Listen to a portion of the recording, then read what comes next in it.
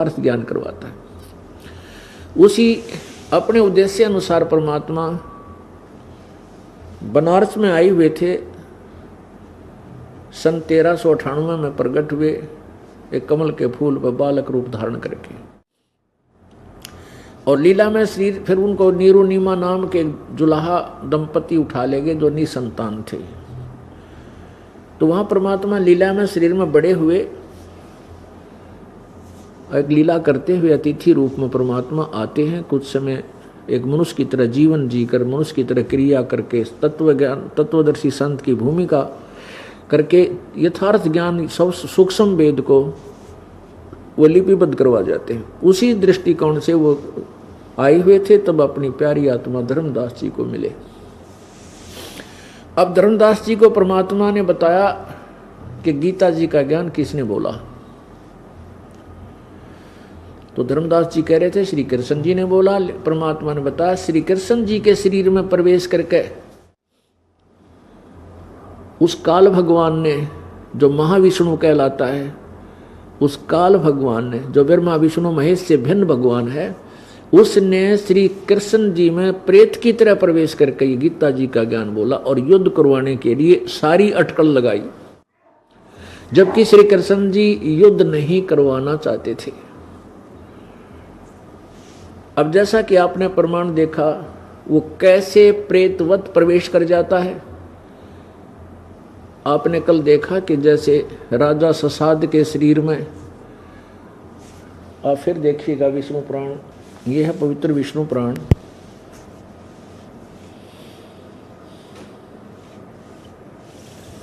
Gita press Gorakhpur से प्रकाशित है।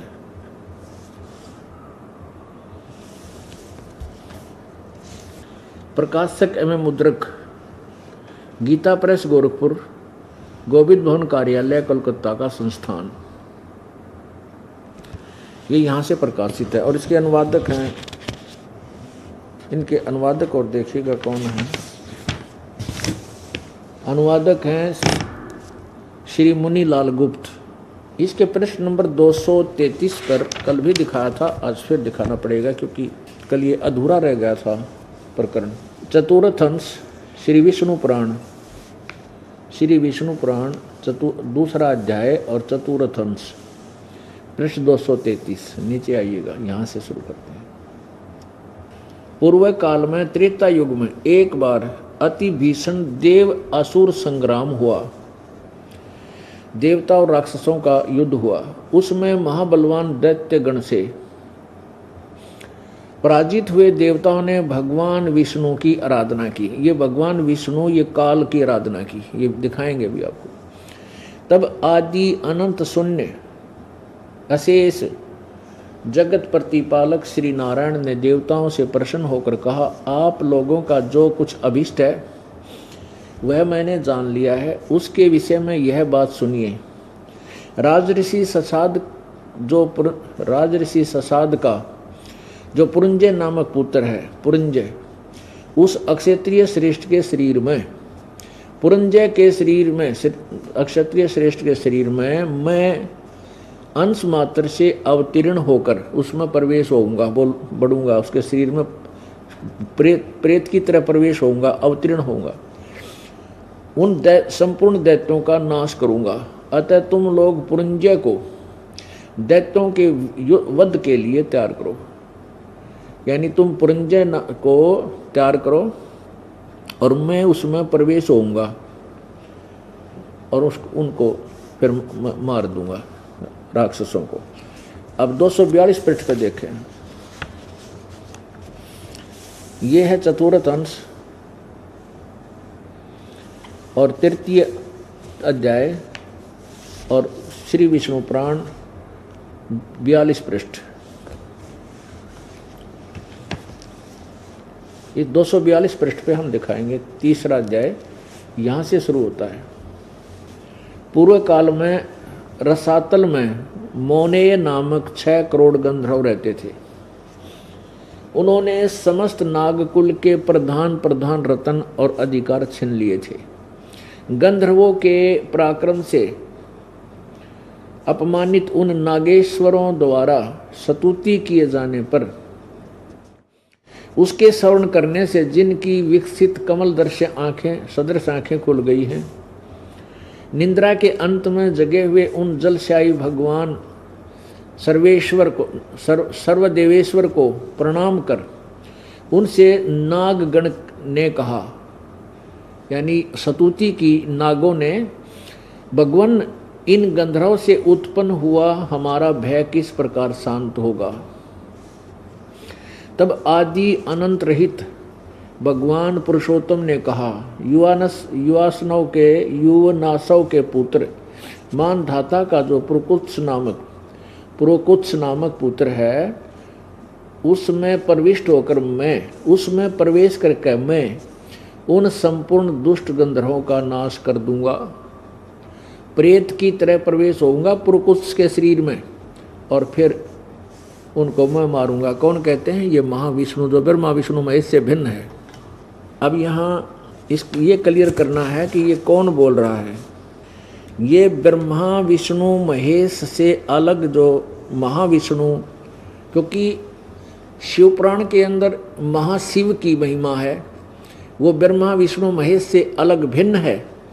ऐसे ही इसमें महाविष्णु की महिमा है, वो ब्रह्मा विष्णु महेश से कोई और है, वो बोल रहा है। ये देखिएगा प्रश्न नंबर 32 पे, वो इनसे भिन्न है कोई। ये प्रश्न नंबर 32, प्रश्न नंबर 32 पे श्री विष्णु पुराण पर अध्याय 9 और प्रथम अंश। जिस अभूतपूर्व देव की ब्रह्मा विष्णु और शिव रूप शक्तियां हैं, वही भगवान विष्णु का परम पद है।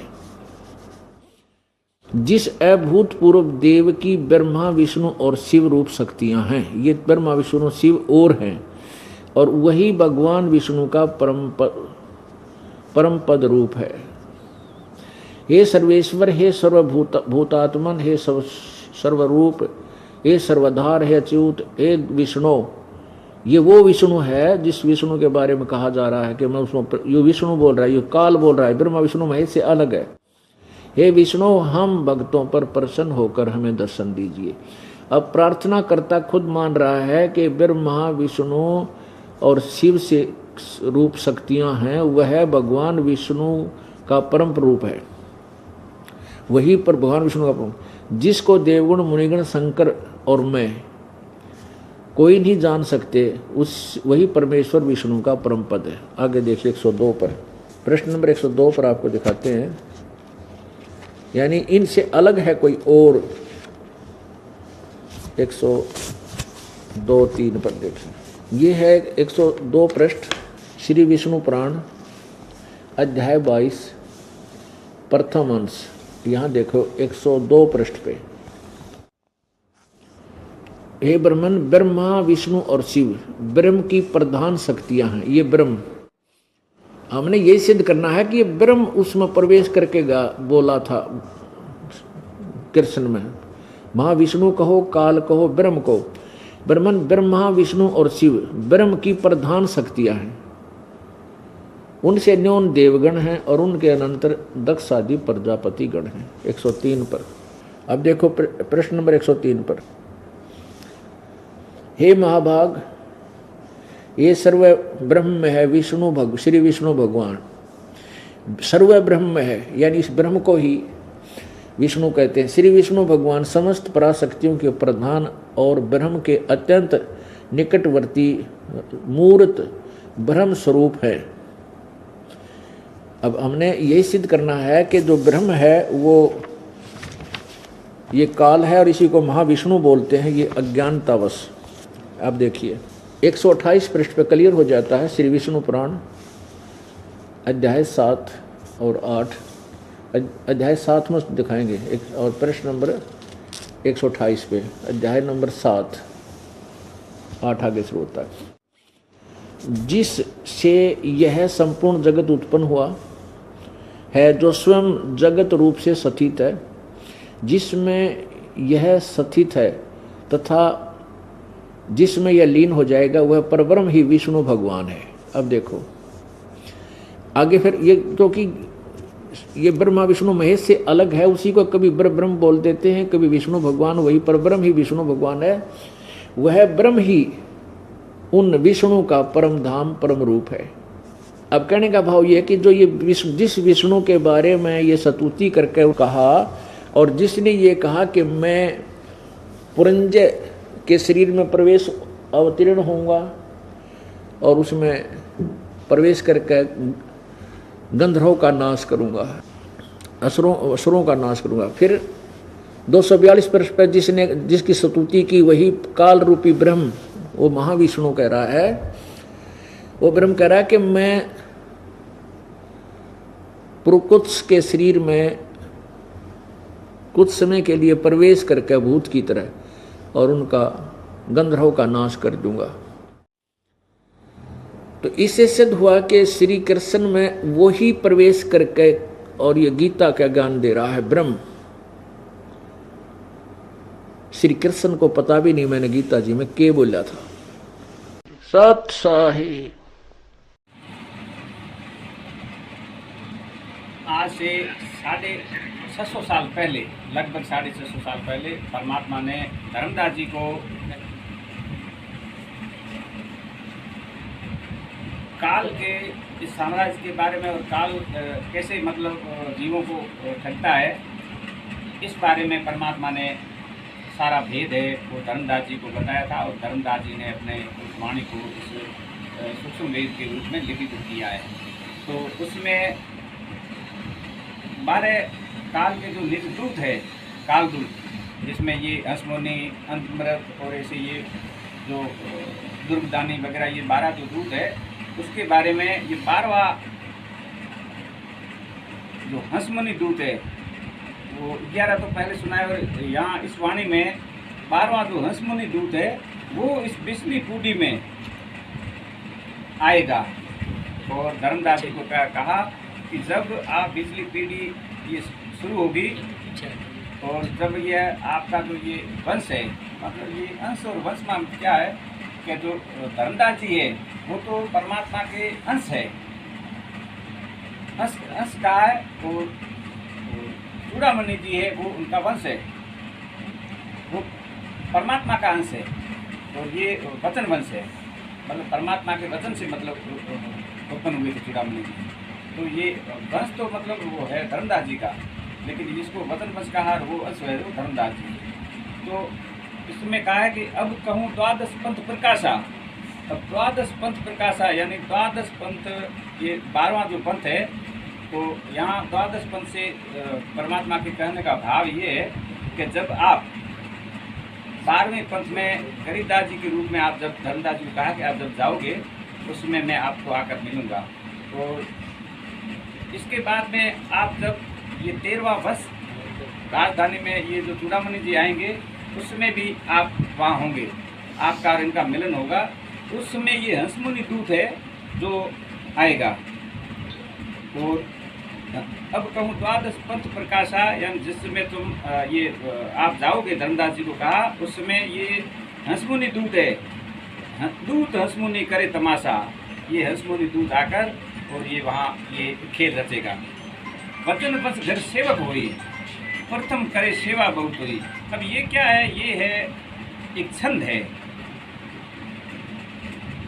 और ये जो परमात्मा की जो ये चरण है, ये 4 चरणों का एक छंद है। तो इस छंद में ये छंद है, ये आमने सामने क्रोश में इसका मतलब बात का मतलब जो है वो अर्थ मिलता है। जैसे ये पहला चरण, ये दूसरा चरण, ये तीसरा चरण, ये चौथा चरण है। तो ये प्रथम चरण और ये चौथा चरण है, ये दोनों को मतलब जब आमने सामने हम इसको हम पढ़ेंगे तब जाके इस बात का मतलब वो संत भाषा में ये मतलब किसी चीज़ को मतलब समय के लिए जब गुप्त रखना होता है ना, तो ये छंदो दो पाइयों में मतलब ये रखकर बात मतलब यहाँ की बात यहाँ दे देते हैं, यहाँ की बात ये समझने पाते, फिर ये समझने के बाद ये परमात्मा जब तो मेहर होती है तब ये बात समझ में आती है। तो ये प्रथम और ये चौथा चरण है। और यहाँ से ये बात दोनों की एक मिलेगी। और इधर से ये इसे देखेंगे, तीसरा और चौथा पढ़ेंगे तब जाके ये बात आमने सामने मतलब ये मेल बैठेगा। तो अब कहूँ द्वादश पंथ प्रकाशा,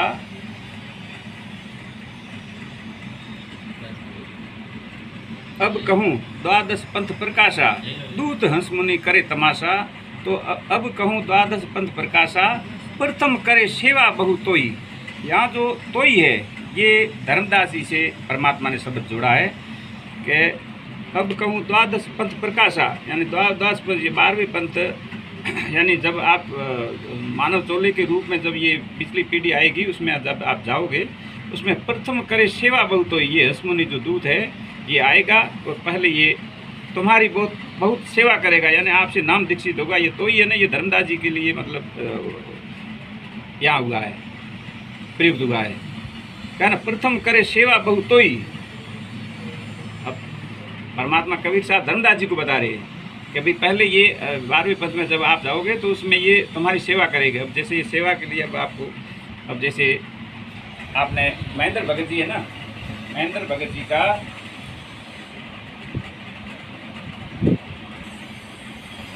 महेंद्र भगत जी, तो महेंद्र भगत ने अपने एंट्री में ये बताया कि भाई पहले इन्होंने रामदेवानंद जी महाराज से नाम दीक्षित हुआ। तो रामदेवानंद जी महाराज धर्मदास जी वाली आत्मा ही थी, तो यही बात यहाँ उन्होंने इस वाणी में बताया है। तो परमात्मा ने, गुरु जी संत रामपाल जी महाराज ने महेंद्र जी को वहाँ रामदेवानंद जी से नाम दीक्षा करवाया था। ठीक है। फिर आगे बताया कि हंसमुनि दूत करे तमाशा, वचन बस घर सेवक होई, यानी फिर बताया कि वचन बस घर सेवक हुई। और वचन बस कौन सा है? चूड़ामन।